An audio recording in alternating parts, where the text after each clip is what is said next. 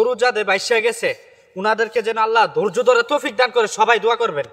বুঝিনি তো গাঙ্গের সাইডে ফাইডে আশেপাশে যারা আছে উনাদের কি অবস্থা, উনাদের কি পরিস্থিতি। মানুষের জন্য, মানুষ হয়ে আমাদের একটা কর্তব্য যে মানুষের পাশে দাঁড়ানোর জন্য। অবশ্যই সবাই বন্যা আক্রান্ত মানুষদের পাশে দাঁড়ান।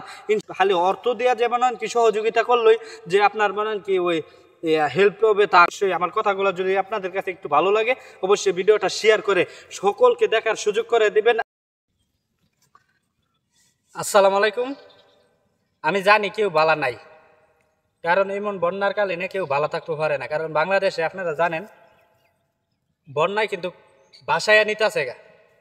তো কইতাছি আপনার যে মানবতার ফেরিওয়ালারা আপনারা কই এখন কই? সারা দেশ যে মানুষের আতঙ্কের মধ্যে আছে, এই বাংলাদেশের মধ্যে এই বন্যা নিয়ে মানুষের চিন্তিত আছে।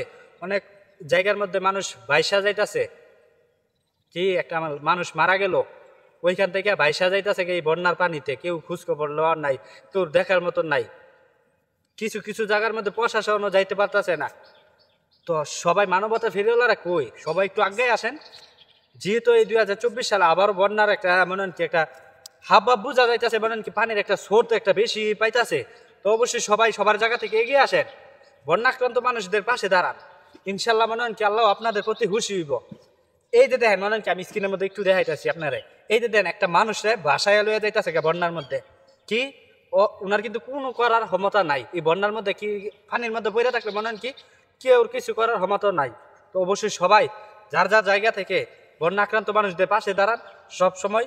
মনে কি এই যে দেখতে পাচ্ছেন আপনারা অনেক ক্ষয়ক্ষতি হইতেছে এই ফেনীর মধ্যে। মনে কি বিশাল বিশাল সমস্যা হইতেছে, অনেক মানুষের অনেক কিছু নষ্ট হইতেছে। মনে কি অনেক খামারি বাইরেরও মনে কি অনেক এই গরু টরু বাসায় লয়ে যাইতেছে গা, বুঝছেন? মনে কি যা বলবার মতন নাই, সবকিছু বাসায় লয়ে যাইতেছে গা। গরু যাদের বাইসা গেছে উনাদেরকে যেন আল্লাহ ধৈর্য ধরে তৌফিক দান করে, সবাই দোয়া করবেন। আর এখন যদি আপনারা সবাই সবার পাশে না দাঁড়ান কোন সময় দাঁড়াবেন ভাই? এখনই সবার কর্তব্য, সবাই সবার পাশে যায় দাঁড়ান। ইনশাল্লাহ মনে কি আল্লাহ আপনাদের প্রতি খুশি। এই যে দেন মনে কি কিছু কিছু জায়গার মধ্যে এই যে কতক্ষণ আগে আমি কথাটা বললাম, প্রশাসন মনে কি কিছু একবারে নজরদারি নাই।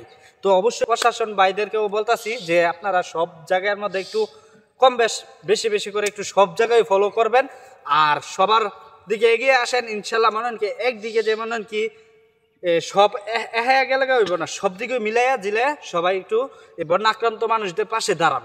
ইনশাল্লাহ মনে কি এই যে অনেক মানুষের অনেক বাসায় অনেক কিছু ঘর বাড়ি যা কিছু আছে বাসায় লইয়া যাইতেছে। এই যে দেখেন বন্যার মধ্যে কিন্তু এই যে এই ফাড়গুলা কিন্তু এই 2 দিনের বৃষ্টিতেও কিন্তু ভাঙছে। তো আমার কথা বুঝছেন, এই যে কত মজবুত ফাড় করেন কি ভাঙে গেছে ও সাধারণত একটা পুষ্করিণীর মাঝে, বুঝছেন? তো গাঙ্গের সাইডে ফাইডে আশেপাশে যারা আছে উনাদের কি অবস্থা, উনাদের কি পরিস্থিতি আপনারা বুঝেন।